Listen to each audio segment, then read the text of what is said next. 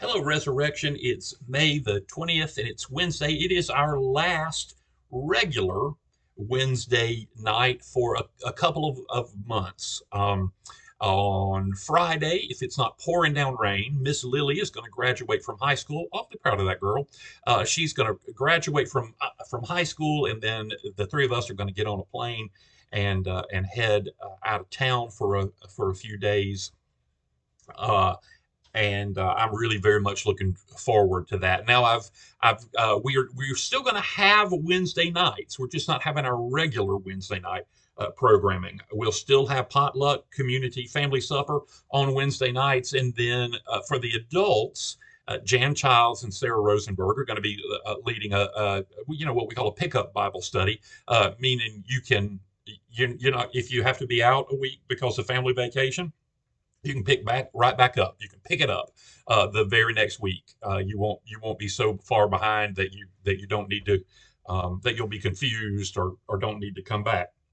A pickup Bible study. I think they're doing it on the red letters in the Bible, right? The words of Jesus, just exactly what he said, without any of the narrative in it, which will probably be interesting. We will not have youth group and we will not have children's programming, although we will have childcare available during Wednesdays, mostly because our youth folks and our children's folks, Miss Elizabeth and Meredith and Kara and the Bledsoes need a little break this summer, and I do too. It always, taking a couple of months off of teaching in the summer really does help us to hit the ground running when we come back in the fall. Helps me to be fresh in the fall, and we always get a little attendance bump too when we start it back up. People see that as a good opportunity, a good time to come on in. So I will be out for a few Sundays, and I have good supply priests lined up, folks that you all like. Yeah, you all like everybody, but these are folks who are especially good from the pulpit and the altar, and you enjoy having those folks. So just because I'm taking off on Sunday, unless you're going on vacation too, don't take off from church for several reasons. One, this is where Jesus is, and I know you want to be here with him. Now, this is not the only place Jesus is, but he sure is here. And come on, you want to be with Jesus.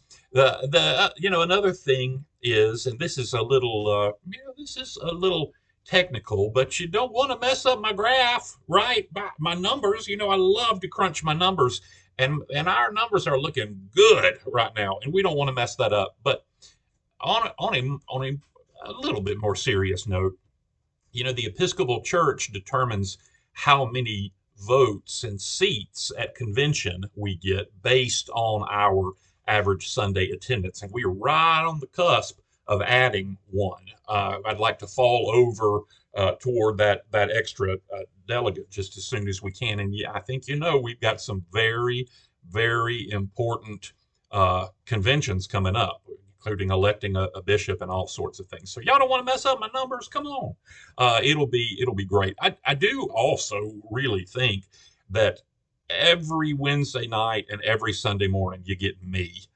You got to be sick of me by now. I've said everything I know 10 times. You can probably say it along with me at this point, and you'll enjoy seeing some other priests, some supply priests from around the diocese. Some some you don't know. I'm especially excited for you all to meet Father Zach Berry. Zach is a youngish priest at St. George's. I have not heard him preach, but everyone raves about his preaching. But what I do know about Father Zach is he is just a great guy, nicest fellow you've ever met. You're gonna enjoy meeting him. So y'all do come on to church. Thank you for giving me a few weeks off to spend a little time with the family, spend a little time away. I am gonna sing a little bit while I'm gone. I've told you all before that I met Jesus on the back row of the church choir, and every now and then I need to go back to the back row of the church choir. So I am going to take a few weeks and sing with a church that I love, a church out of town that I love very, very much. That in a lot of ways feels like home to me. So I'm going to go and spend some time there. Kim is looking forward to spending time at church where her husband is not the priest. The more I think about it, that must be a real drag to have to listen to your husband as the priest. She does not see me as her priest. I can promise you that, nor should she. So we'll be back before you know it, and things will be rocking and rolling. We've got the air conditioner repair on track, the organ repair on track. Last Sunday, everything that could go wrong went wrong, and we still had a great time. I will tell you that I said to our staff on Monday that Sunday was one of those days that I got a little uh, not very right. I mean, I'm not necessarily a crier, but I did get a little emotional at the communion rail on Sunday because the air was out, the organ was on the fritz, the choir had worked so hard, and then they ended up. Not being able to do the full version of everything that they had put together here for the end of the Easter season. Everything that could go wrong went wrong, and it was still wonderful.